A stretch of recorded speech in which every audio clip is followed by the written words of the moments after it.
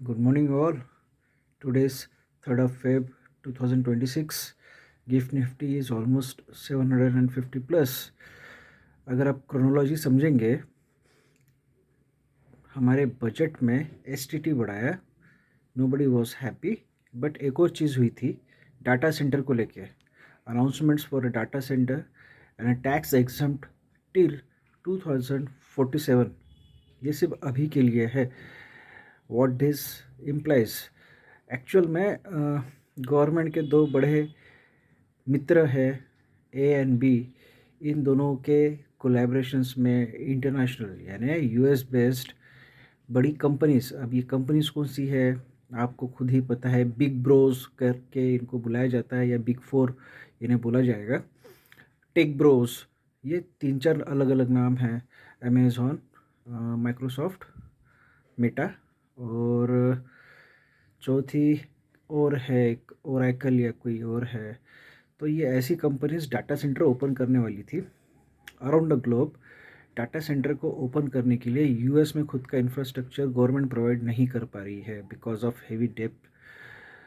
Last few months या 6 month before US में जो डाटा सेंटर्स थे उसको ओपन करने के लिए जो पैसा लगना चाहिए था और जो रेवेन्यू और कॉस्ट और रॉ मटेरियल लगने वाला था, US government was unable to provide them to the companies.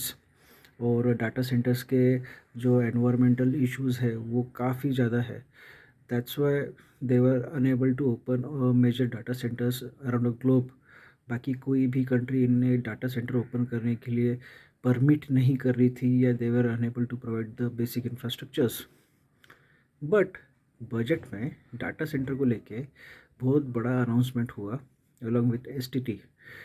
अब ये डाटा सेंटर जैसे ही ओपन होने की बात हुई और टैक्स एग्जम्प्ट भी दे दिया टिल 2047.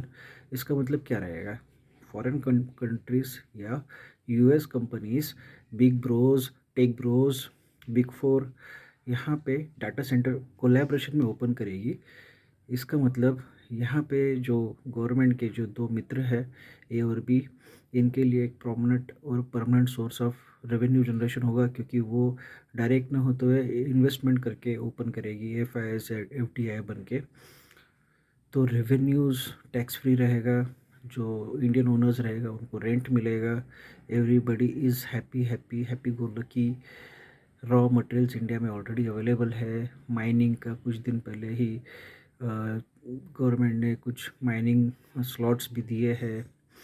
अब इससे फ़ायदा होगा या नुकसान ये तो नहीं पता. बट हाँ, विद इन 2 days या 2nd of Feb को यूएस गवर्नमेंट ने कल रात को ही 10:30-11 बजे ऑलमोस्ट जो हमारा टैरिफ था 50% से गिरा के 18% कर दिया. Now this is what actually do happen when things are very much volatile and arm twisted. अब ये नहीं समझ में आ रहा कि आर्म ट्विस्टिंग किसने किसकी की ये आपको दिख रहा है. इसका इम्पैक्ट अभी तो सबको ग्रीन दिख रहा है पर लॉन्ग टर्म में इसका इम्पैक्ट क्या पड़ेगा ये सिर्फ समय ही बताएगा. एज अ रिटेल इन्वेस्टर मैं अभी भी कहता हूँ stay invested, avoid futures and options. This is an educational post. Take your own call accordingly.